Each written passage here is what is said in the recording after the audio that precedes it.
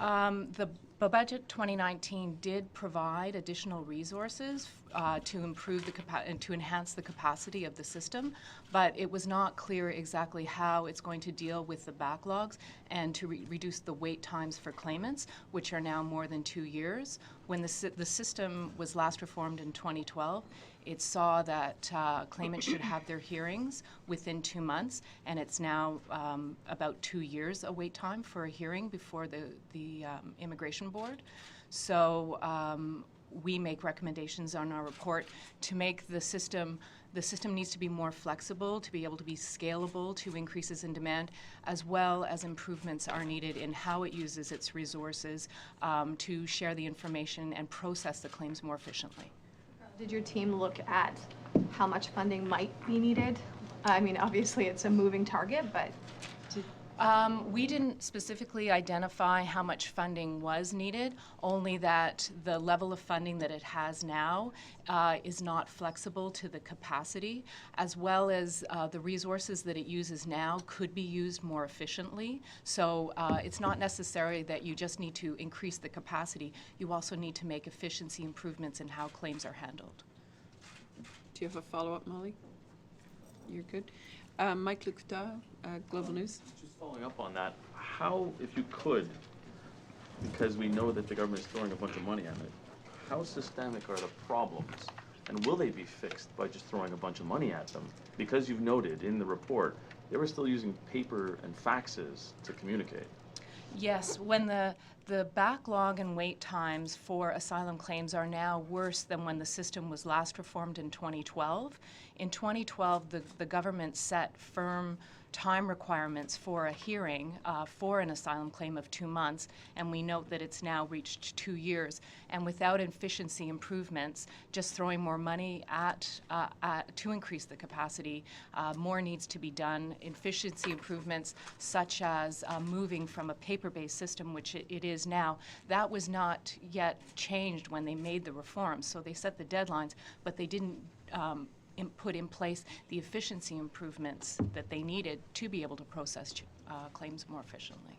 When the backlog and wait times for asylum claims are now worse than when the system was last reformed in 2012. In 2012, the government set firm time requirements for a hearing for an asylum claim of 2 months, and we note that it's now reached 2 years. And without efficiency improvements, just throwing more money to increase the capacity, more needs to be done. Efficiency improvements such as moving from a paper-based system, which it is now, that was not yet changed when they made the reforms. So they set the deadlines, but they didn't put in place the efficiency improvements that they needed to be able to process claims more efficiently. At the current claim volumes of around 50,000 a year, that doesn't necessarily have the capacity then to deal with the backlogs, which are now standing at 71,000 a year. So, and the government's goal when it last enacted the reforms in 2012 was to have wait times of 2 months for a hearing for a protection decision.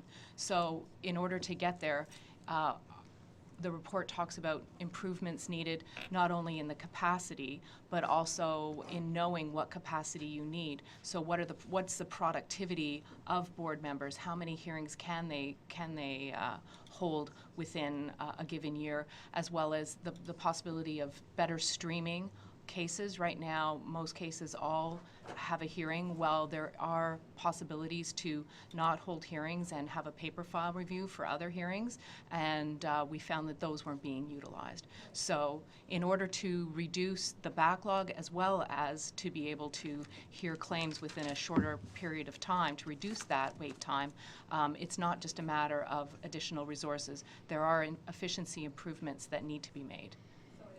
Wishful thinking on the part of the government. I got to talk to the minister. And right. Well, the budget did talk about making some efficiency improvements as well, and it talked about the pilot that it's now studying. And the pilot that had been running in Montreal had identified problems in quality of the documentation that's gathered, which does slow down the system. So right now, that's only within the pilot, and those reforms to practices haven't been adopted system-wide.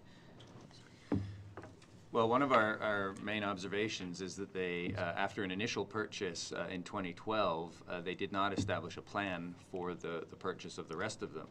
And so one of the consequences was the issue that arose where they were ordering too many for the way that they were purchasing them, and they should have gone to Treasury Board to get more approval. At that point, they would have likely had to implement a more complete plan, which would have allowed them to address questions like how many carbines did they need, how were they going to ensure that all the necessary training was going to get done, and how were they going to ensure that all the necessary maintenance was going to get done. So it's the absence of that plan that we think leads to the gaps that we report on in the report in terms of insufficient requalification, insufficient maintenance, and still not knowing if the guns are where they need to be. Follow up or not? Sure, and then I'll go to David. How significant is that? I mean, is that like a cardinal sin in your mind of them just rushing these out the door to try and get them in the hands of officers because there was obviously public backlash? Well, I think the responsibility is on the RCMP to protect the health and safety of their officers under the Canada Labour Code. This was equipment that they identified needed to be provided for that purpose. So not knowing if you have all of the equipment, not ensuring that the officers can take it with them because they're not requalified, and not being sure that it is properly maintained, we think are significant problems.